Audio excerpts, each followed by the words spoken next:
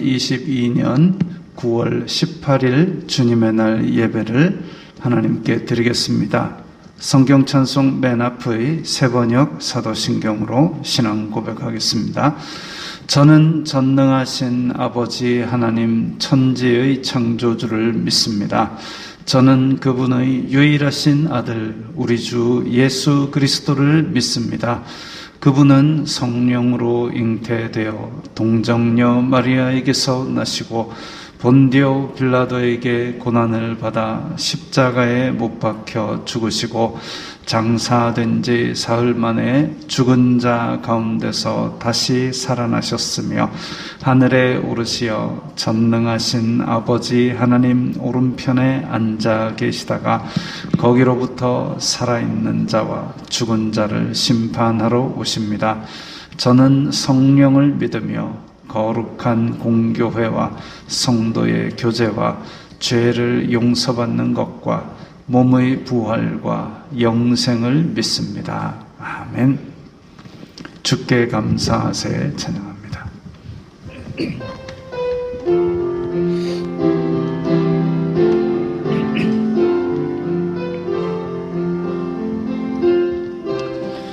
주께 감사하세 그는 선하시며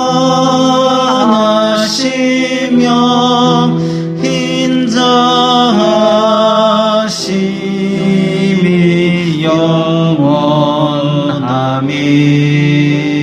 영원함이라 주께 감사하세 그는 선하시며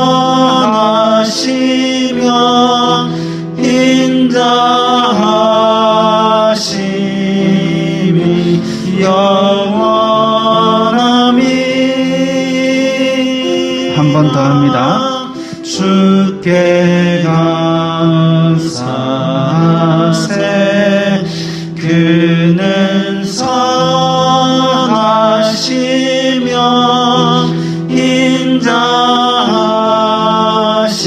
인자하심이 영원함이라 주께 감사하세 그는 선하시며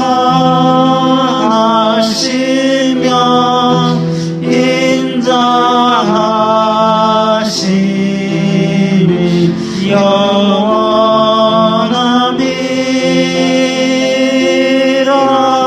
영원함이라. 이 시간에는 일주일 동안 살면서 주님의 뜻대로 살지 않았던 것을 목소리 내어 회개하는 기도를 드리겠습니다. 거룩하신 아버지 하나님 감사합니다. 저희들에게 예배할 수 있는 은혜를 허락하시니 감사합니다. 주여 불쌍히 여겨 주시옵소서. 저희들은 죄인입니다. 이 세상 속에 살면서 세상이 주는 육신의 정욕, 안목의 정욕, 이생의 자랑을 따라 살았음을 고백합니다. 저희들의 마음 가는 대로 죄를 짓고 저희들의 마음과 저희들의 입술로 탐욕과 악독을 따라 살았던 것을 용서하여 주시옵소서. 이 예배를 통하여 주님 앞에 죄를 자백하고 죄 용서받는 기쁨을 회복하고 죄 용서받는 은혜 속에 거할 수 있도록 도와주시옵소서. 저희들의 마음속에 다시 그 세상 속으로 나아갈 때에 주님의 거룩한 힘으로 힘차게 나아갈 수 있도록 은혜 더하여 주시옵소서. 예수님 이름으로 기도드리옵나이다. 아멘. 찬송가 14장 하면서 봉헌하겠습니다.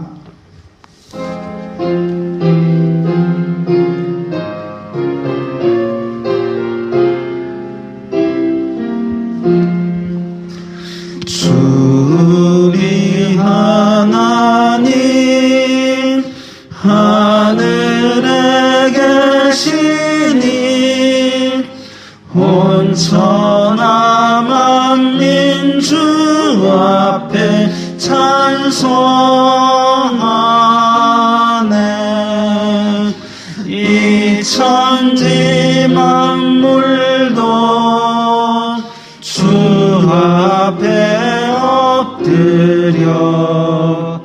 그 거룩하신 이름을 늘 높이네.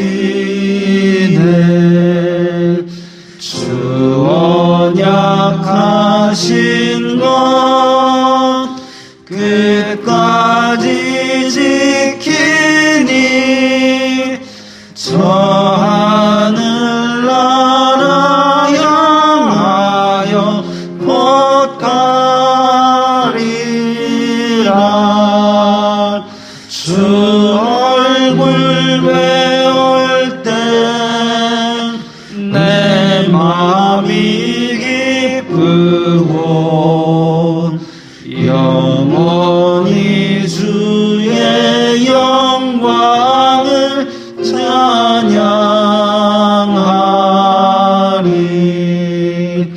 왕의 왕 되신 주 하늘에 계시니 이 세상 죄악이 이기신 구주 예수. 저 천군 천사들 주 오미하고서 무성도 함께 영원히 늘 섬기네. 성삼위일체께 승리한 우리들 다 기쁜 소리 높여서 감사드려. 창조주 하나님 내 주님 되시니 주 앞에 나도 엎드려 경배하네.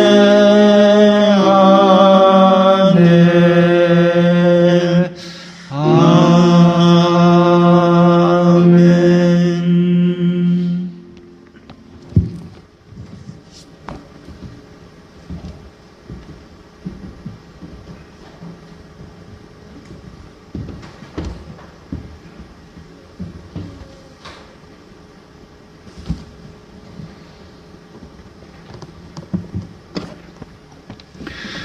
거룩하신 아버지 하나님 감사합니다. 저희들에게 이 세상 사는 동안 물질의 복을 주셔서 시간의 열매, 노력의 열매들을 거둘 수 있게 해 주시니 감사합니다. 주님의 은혜 감사하여서 주님께서 주신 물질 중에서 감사의 예물을 드렸사오니 주님 기쁘게 받아 주시옵소서. 우리 성도들 어디로 가든지 복의 근원이 되게 하시고 나누어 줄 수 있는 사람이 되게 하시고 이렇게 주님 앞에 감사하는 마음으로 살아가는 이 손길 위에 물질로 시험 들게 하지 마시고 오히려 더 풍부하게 주님께서 나눠 내려주시는 복을 누릴 수 있도록 도와주시옵소서. 이 예물이 쓰이는 곳마다 아버지 하나님의 영광이 나타나고 예수 그리스도의 사람 살리는 복음이 전파되게 하여 주시옵소서. 예수님 이름으로 기도드리옵나이다. 아멘.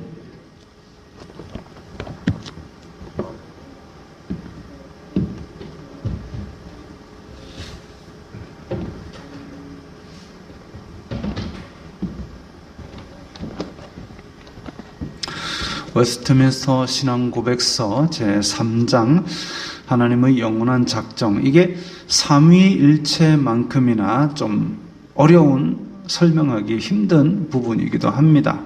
왜냐하면 이제 작정 이러면 하나님께서 다 아시는데, 하나님께서 다 계획하셨는데, 그러면 아담이 죄 짓는 것도 계획하신 것이냐? 이렇게 얘기를 하게 된다면 우리가 답할 내용이 좀 애매해지죠. 근데 여기서는 분명히 얘기합니다. 하나님은 죄악을 창시하지도 않고 죄악을 옹호하지도 않고 그래서 죄악으로 인도하시지도 않는다. 성경은 얘기하고 있죠. 사람이 자기 욕심에 끌려 미혹됨이니라. 죄의 원인은 하나님이 아닙니다. 그러나 그렇게 지을 줄은 하나님이 알고 계신다는 것이죠. 자, 오늘 이 부분도 함께 읽어보겠습니다. 하나님의 영원한 작정, 하나님께서는 미래의 어떤 환경에서는 어떤 일들이 일어날 것을 아신다. 그러나 그가 그 예지하시는 그 지식을 따라 일들을 예정하신 것이 아니다. 하나님께서 자기의 영광을 위하여 사람들과 천사들 가운데서 얼마는 영원한 생명을 얻도록 예정하셨고 또 달리 얼마는 영원한 사망에 이르도록 예정하셨다. 이 천사들과 사람들에 대한 예정은 개별적으로 정확하게 또는 변동성 없게 계획되었다. 그러므로 그 수효는 확정되어 있어서 가감할 수 없다. 자, 이게 3번에 보면 하나님께서 특별하게 영생을 주실 분을 예정하셨다라고 하는 그 말에 대해서 어떤 사람들은 야, 그럼 하나님이 정해놨으니까 나는 그럼 구원받기로 정해놨으면 내가 아무렇게나 살아도 구원되겠네?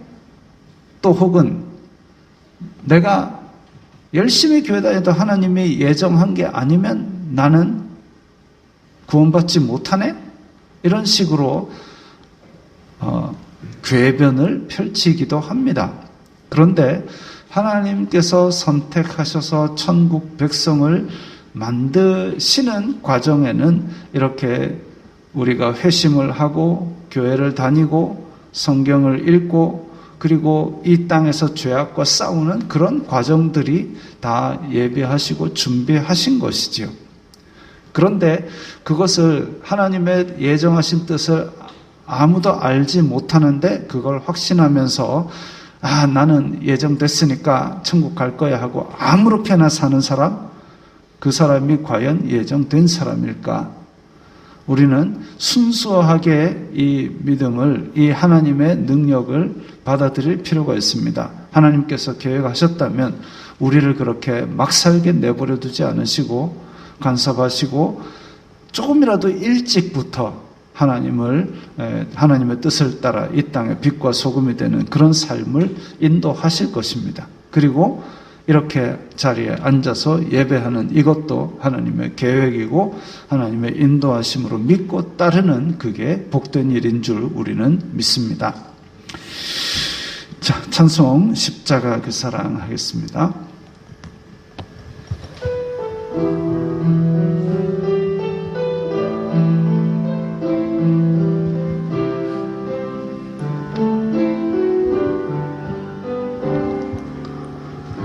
십자가 그 사랑 멀리 떠나서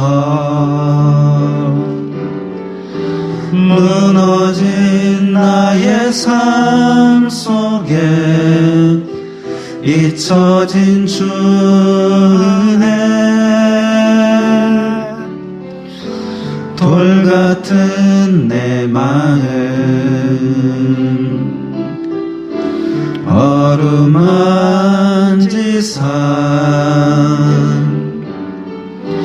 다시 일으켜 세우신 주를 사랑합니다. 주 나를 보시고 날 붙드시리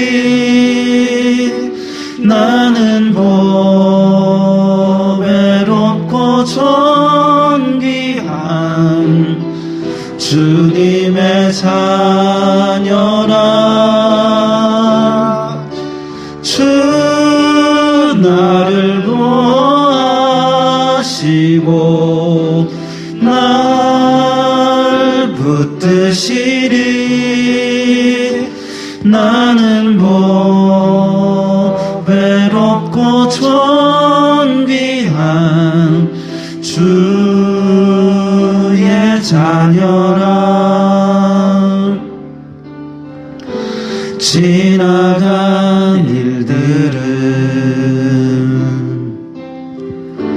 기억하지 않고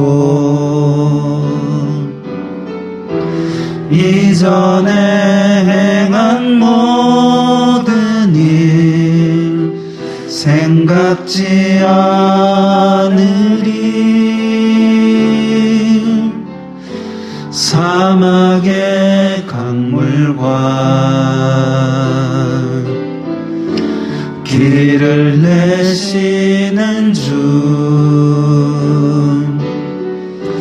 내 안에 새일 행하신 주만 바라보리라. 주 나를 보아시고 날 붙드시리. 나는 외롭고 존귀한 주님의 자녀라. 주 나를 보아시고 날 붙드시리. 나는 외롭고 존귀한 주의 자녀라.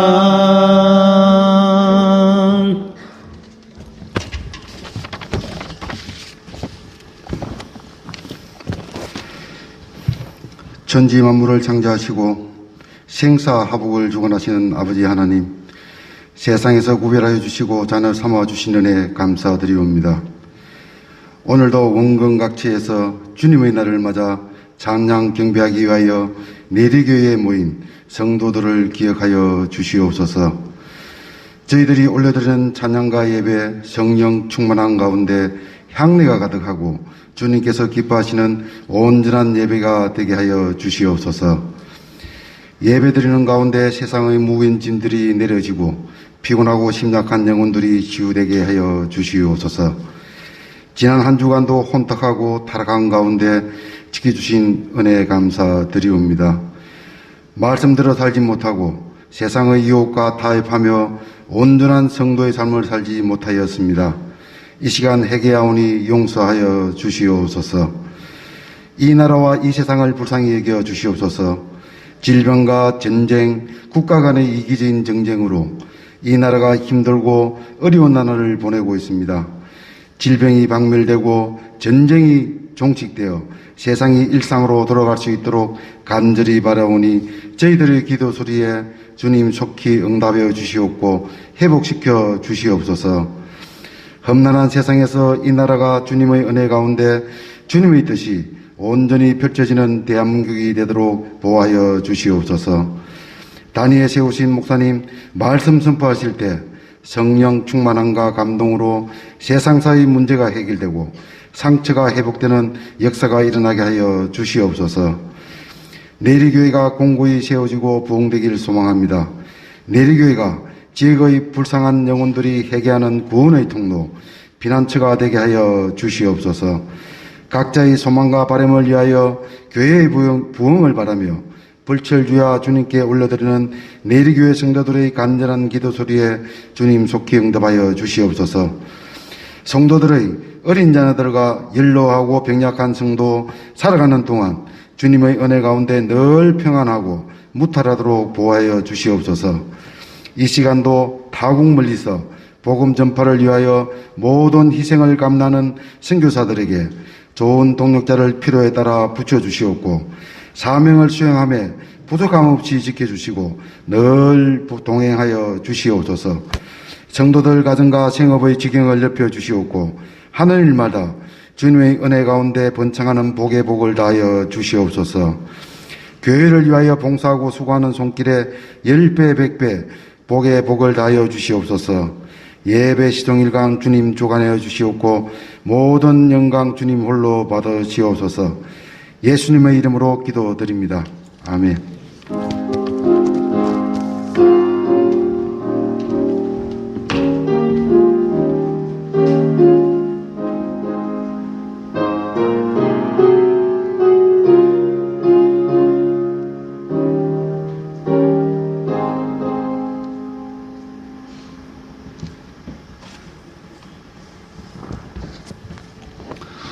오늘 말씀은 누가복음 5장 36절부터 39절까지의 말씀입니다.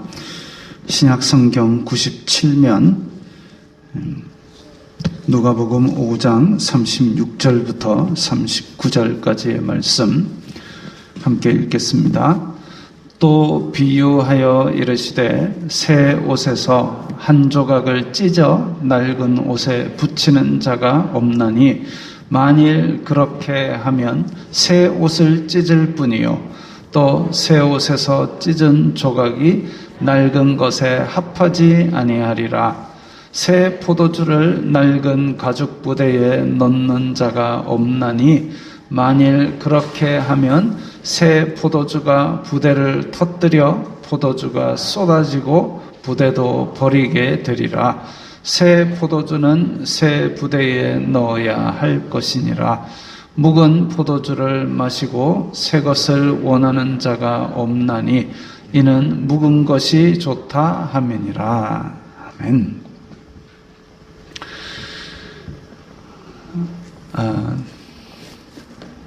제가 중학교 3학년 때 청바지를 입고 다녔습니다.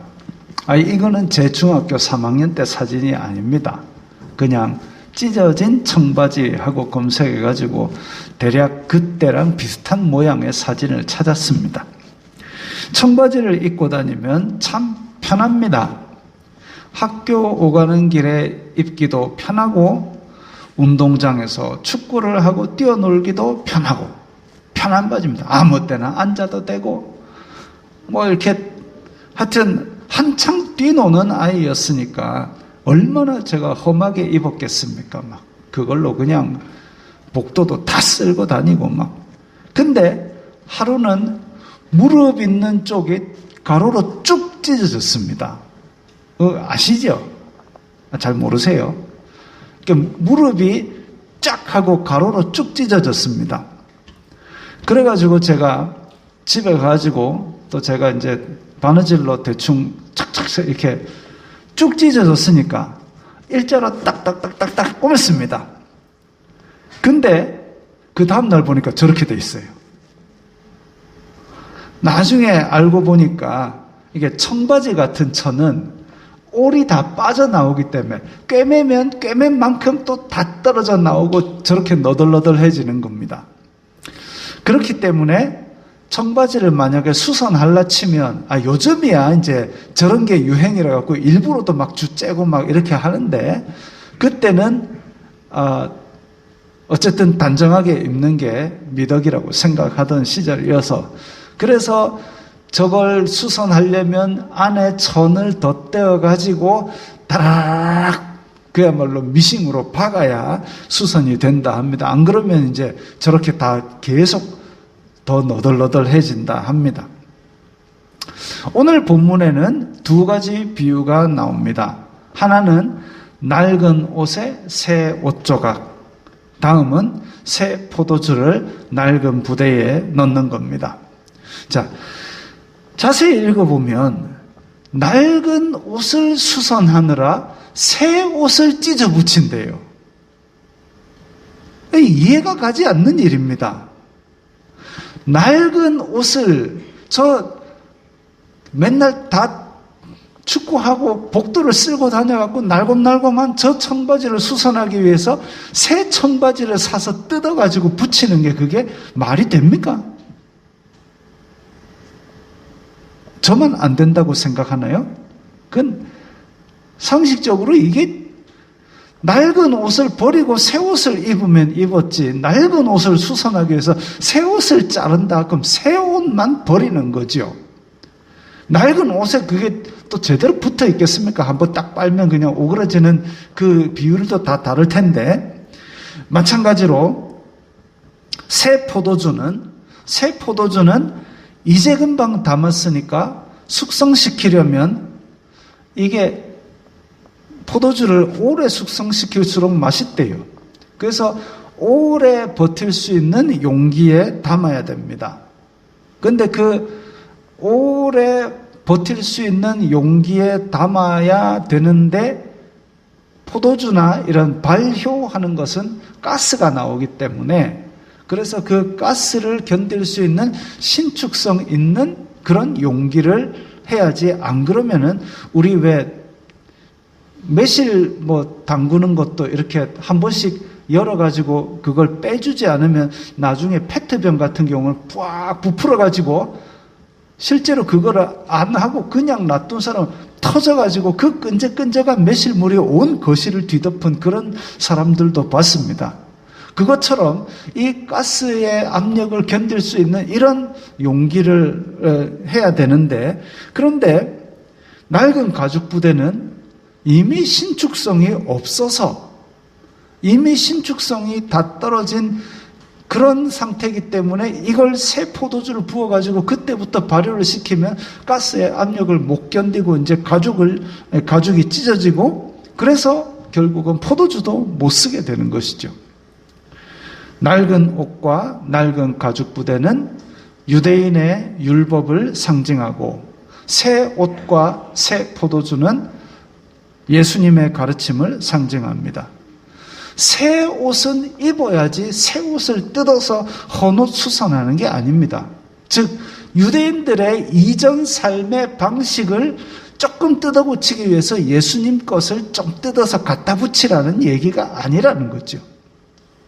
아예 바꾸라는 겁니다.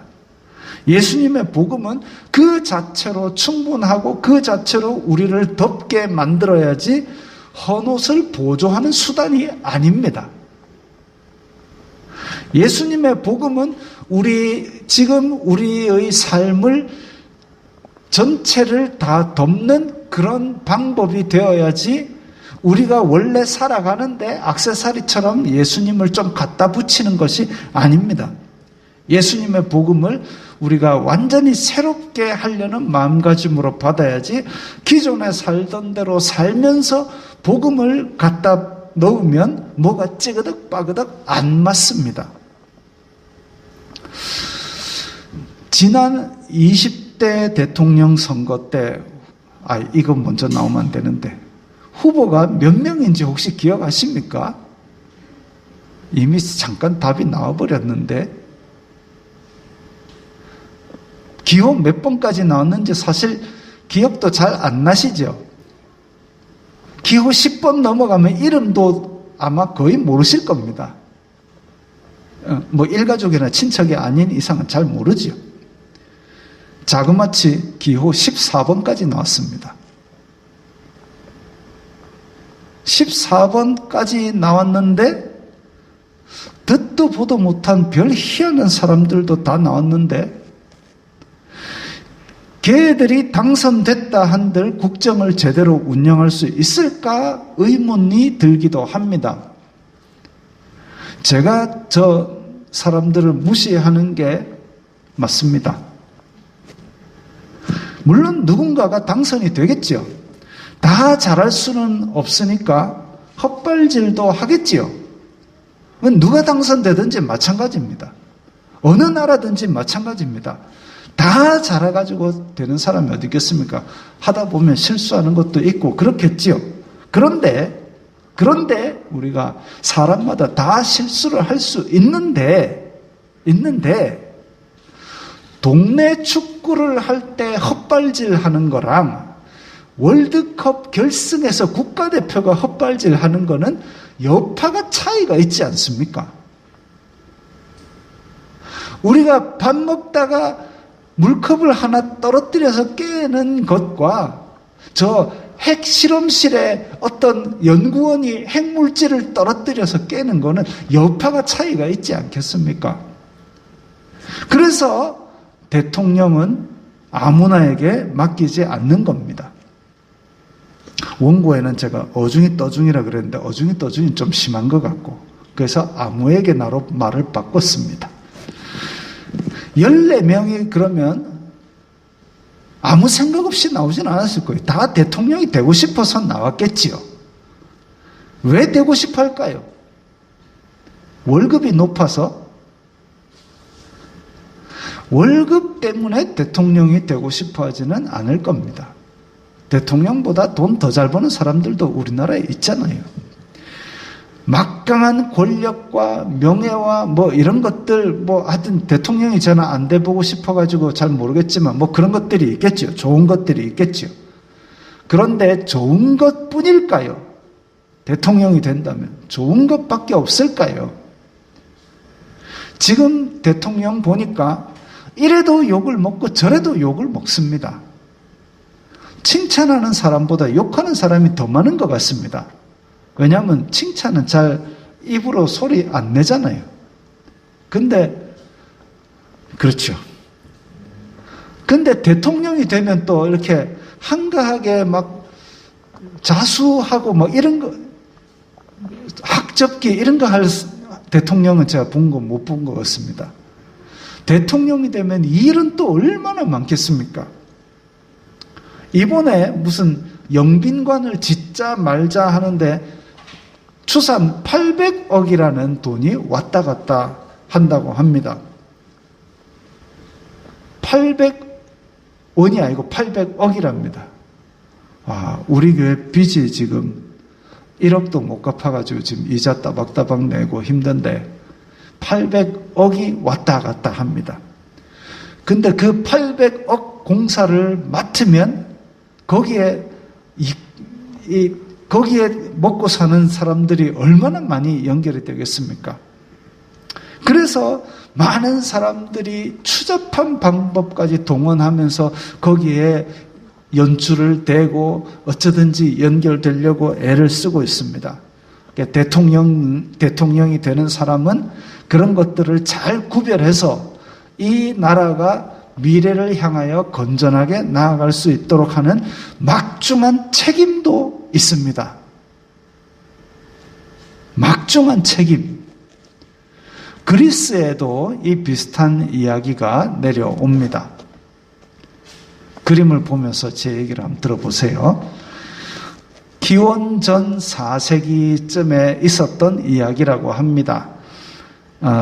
시칠리아 시라쿠사의 참주 그냥 그 지역을 맡은 왕입니다. 그 지역을 맡은 왕 디오니시오스 2세라는 왕이 있었다고 합니다.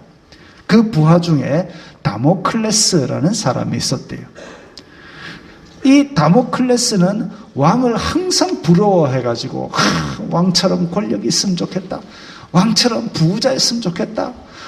왕 자리에 앉아갖고 참 내려다보면 참 폼나겠다. 맨날 그렇게 부러워하고 있는데 그 마음을 알고 디오니시오스 왕이 다모클레스를 호화로운 연회에 잔치에 초대했습니다. 초대해가지고 자, 이 자리에 한번 앉아봐라. 저 빛나는 의자 보이시죠? 저기에 내 자리인데 한번 앉아봐라. 참 해가지고 먹고 막 맛있는 음식도 먹고 막 갖다 주는 시중도 받고 신났는데 근데 이렇게 먹고 하니까 바로 머리 위에 지금 저 칼이 하나 있는 겁니다. 날카로운 칼이 머리 위에 달려있고 튼튼하게 매달려 있는 게 아니라 그 원전에 의하면 말꼬리 털 있잖아요. 그 한 줄에 매달려서 칼이 저렇게 매달려 있었다고 합니다. 그래서 깜짝 놀라서 다모클레스가 이게 뭡니까? 하니까 디오니시오스가 이 자리는 언제 떨어져 내릴지 모르는 칼 밑에 있는 것처럼 항상 위기와 불안 속에 유지되고 있다라고 가르쳐 줬습니다. 왕이 된다는 것은 그런 것이죠. 옛날에는 왕 자리에서 내려오는 건 늙어 죽든지 목 잘려 죽든지 둘 중에 하나 아닙니까? 그래서 셰익스피어는 극본에서 왕관을 쓰려는 자 그 무게를 견뎌라 라는 말을 남겼습니다. 셰익스피어가 그 말 먼저 했습니다. 그 이후에 이제 많은 사람이 인용하고 우리나라 드라마 상속자들이라는 드라마에서 왕관을 쓰려는 자 그 무게를 견뎌라 라고 인용을 하는 바람에 다들 상속자들에서 알고 있는데 셰익스피어가 먼저 했습니다. 왕관을 쓰려는 자 그 무게를 견뎌라. 왕관을 쓴 사람은 명예와 권력을 가지지만 그에 걸맞는 막중한 책임감이 따른다는 것입니다.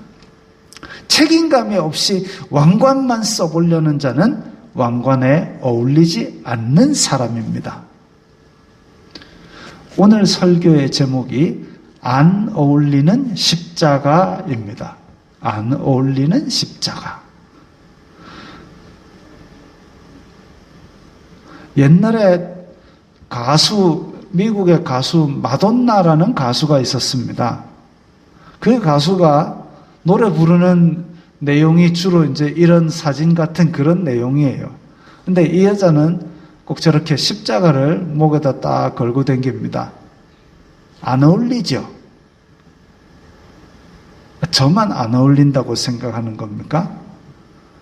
저런 내용하고 십자가하고는 안 어울립니다. 왜냐하면 십자가는 예수 그리스도의 무한한 희생과 사랑, 세상에 전하는 복된 소식, 그리고 경건과 거룩한 삶, 이런 것들의 상징이 십자가인데, 그래서 십자가를 달고 있다는 것은 내가 예수님을 믿고 내가 예수님을 따라 살고 내가 예수님을 따라 죽겠다는 표시입니다.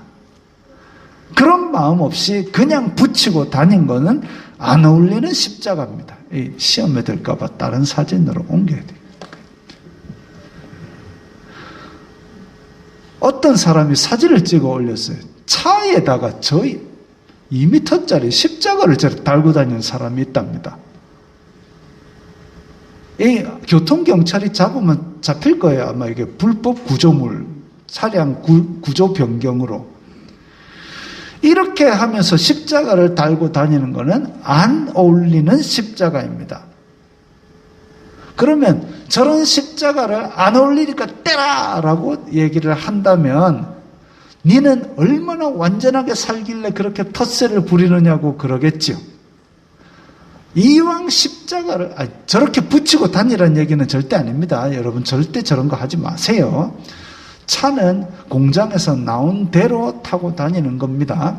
저런 거 막 붙인다고 해서 예수님이 더 예쁘게 봐주고 이런 거 절대 없습니다. 어쨌든 저런 거 말고 어쨌든 우리가 십자가를 달고 있고 십자가를 붙였고 한다면 십자가의 무게를 견디면서 살았으면 좋겠습니다. 십자가를 붙이려는 자, 그 무게를 견뎌라. 제가 신시가지 배후도로를 타고 집으로 가고 있었습니다. 저 도로는 그 스피드 제한이 70km, 시속 70km입니다. 텅 비었다고 막 140으로 달리고 그러지 마십시오. 그럼 제 차 속도계로 한 74km쯤 내면은 GPS로 실제로 잡히는 속도가 한 69km쯤 나옵니다. 그래서 제가 중간에 과속 단속 카메라도 있고 하기 때문에 꼭 그것 때문이 아니더라도 하여튼 목사가 또 속도 과속으로 잡히고 이러면 모양새 안 좋잖아요. 제가 운전을 한 30년째 하는데 딱지가 2개가 있습니다. 하나가 속도 위반 딱지입니다. 언제 그랬나 하면은 좀 급한 일이 있어가지고 그 도시고속 타고 이제 문현동에서 내려가야 되는데 거기가 80에서 60으로 갑자기 줄어드는 구간이 있었습니다. 근데 그걸 제가 몰랐던 거죠. 그래가지고 갔는데 어느 날 이렇게 상품권이 날아왔는데 70km를 냈대요. 10km 위반입니다 하고 이렇게 얼마 내래요. 상품권을 받아냈습니다. 그 딱지, 속도 위반 딱지 1번, 그 다음 주차 위반 딱지 1번을 했습니다. 언제냐 하면 예전에 이제 순례자 집회를 다녀야 되는데 집회를 가려고 그래서 예배를 마치고 빨리 달려갖고 어디에 차를 대고 거기에서 순례자 차를 옮겨 타고 가야 되는데 차 댈 곳이 없는 거예요. 주차장이 꽉 차가지고. 그래서 그 골목길에 이제 마침 탁 비어 있고 이러길래 됐는데 거기가 주차 금지 구역이라고 하네요. 공사하는 자재가 있길래 저는 이제 옆에다 다른 차들도 대놨길래 괜찮은갑다 하고 됐는데 아니래요. 그래서 30년 동안 딱딱지 2번입니다. 굉장히 지금 생각해도 부끄러운 일입니다. 그래서 야, 예수님 믿으면서 다시 딱지 받는 일은 없도록 해야 되겠다 하고 아주 조심을 합니다. 제가 뭐 이후에도 평생에 내 딱지를 안 받을 겁니다 얘기는 못 하겠습니다. 사람이 살다 보면 실수도 할 수 있지만 그럼에도 불구하고 어쨌든 딱지를 안 받기 위해서, 그리고 과속 단속 카메라가 없다 할지라도 제가 그런 교통 질서들을 기본적으로 지키고 살려고, 그래서 이제 배후도로 갈 때도 배후도로 딱 입구에 들어서면은 그 74km 해가지고 정속주행 설정을 딱 해놓고 갑니다. 그러면 과속 걱정도 없고 좋은 연비로 잘 달립니다. 근데 저는 이 신시가지 배후도로에서 나중에 오른쪽으로 빠져야 되기 때문에 제일 오른쪽 차선, 그러니까 속도 내는 차들과도 별로 관계없이 제일 오른쪽 차선에서 가고 있었는데, 근데 한 택시가 원래 이제 터널 안에 들어가면 미등을 켜야 되잖아요. 약한 등을 켜야 됩니다. 터널 안에 가실 때는 꼭 등을 켜세요. 요즘에도 그 일반적으로 다닐 때도 미등을 켜고 주행하는 것을 권장하고 있는데 터널 안에는 꼭 켜야 됩니다. 안 그러면은 그게 이제 굉장히 위험할 수 있기 때문에. 그래가지고 한 택시가 미등도 안 켜고 뒤에서 빨리 접근을 하더니 막 뒤에 바짝 붙어가지고 번쩍번쩍번쩍 합니다. 그럼 제가 어디로 비켜야 될까요? 터널 안에서. 그래서 안 비켜주니까 터널 안인데도 차선을 획 바꿔가지고 옆으로 촥 갑니다. 그러더니 제 왼쪽 차선에서 제 차선 쪽으로 차를 바짝 붙이고 있어요, 이렇게.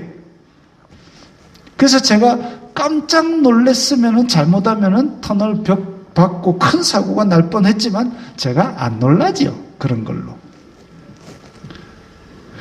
그래가지고 터널 통과하고 나중에 보니까 이 차는 광안대교 쪽으로 직진하는 차였습니다.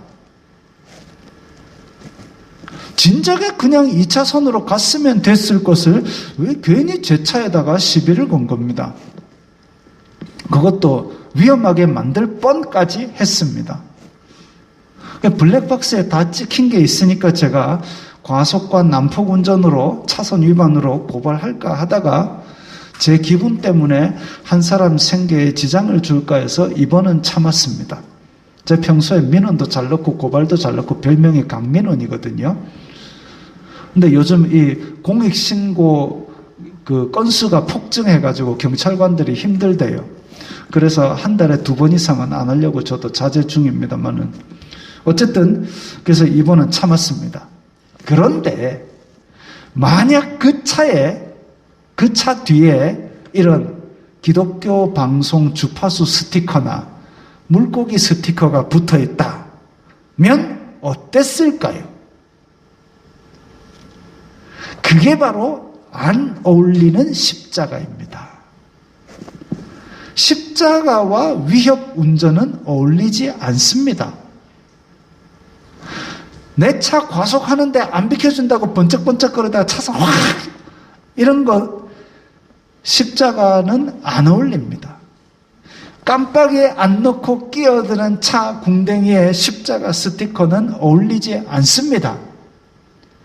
지하철에서 다들 줄 서 있는데 내리는 사람 밀고 끼어 들어가는데 십자가 귀걸이, 십자가 목걸이 달려있는 건 어울리지 않습니다.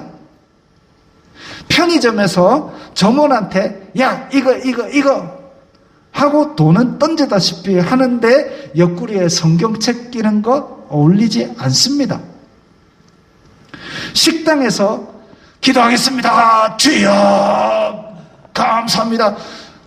식당에서 대표기도 크게 해놓고 반찬 안 줍니까 아줌마 소리 지르고 나중에 일어난 자리에 보면 밥그릇에 아기 똥기저귀 있고 물컵에 담배째 있고 이거는 안 어울립니다. 고린도후서 5장 17절 우리 다 함께 읽겠습니다. 그런즉 누구든지 그리스도 안에 있으면 새로운 피조물이라 이전 것은 지나갔으니 보라 새 것이 되었도다.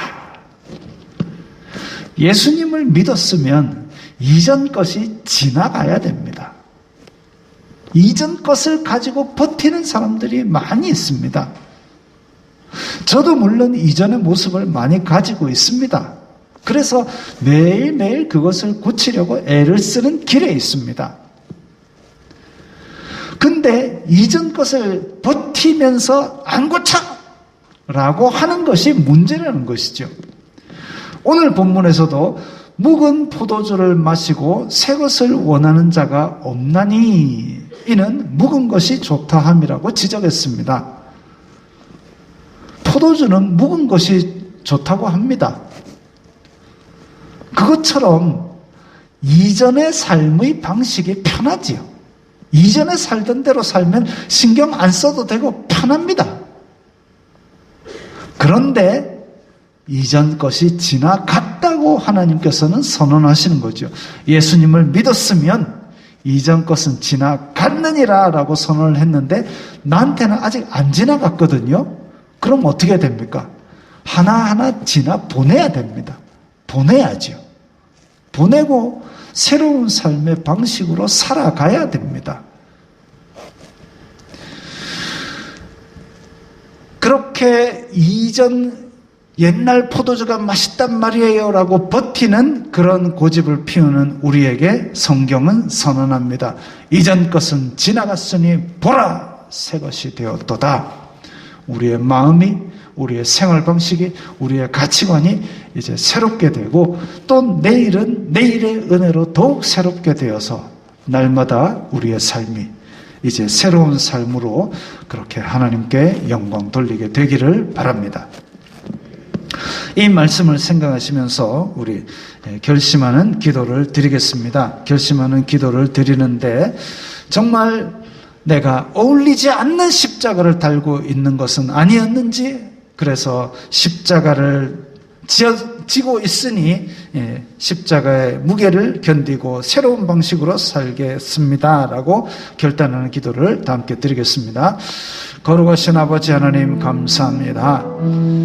저희들에게 보라 새 것이 되었도다 라고 선언하시고 이전 것은 지나가기를 원하시는데 우리는 자꾸만 묵은 포도주가 맛있단 말이에요 라고 고집을 피우고 있는 모습들이 있습니다. 주여 불쌍히 여겨주시사 이전에 있던 낡은 것들에 집착하지 말고 정말 주님께서 원하시는 새로운 삶의 방식, 더 나은 삶의 방식, 복음의 방식대로 우리의 삶을 변화시켜 주시옵소서.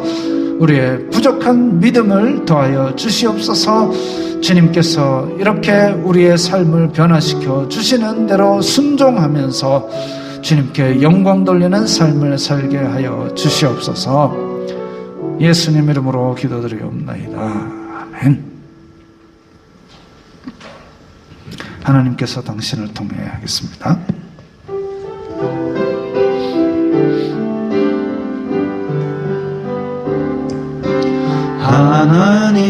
하나님께서 당신을 통해 메마른 땅에 샘물 나게 하시기를 가난한 영혼 목마른 영혼 당신을 통해 주 사랑 알기 원하네.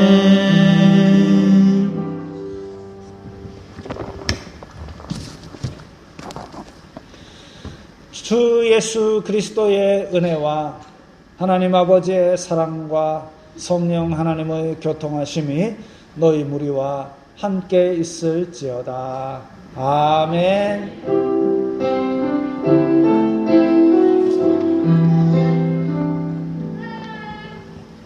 건강하시고 평안하시기 바랍니다.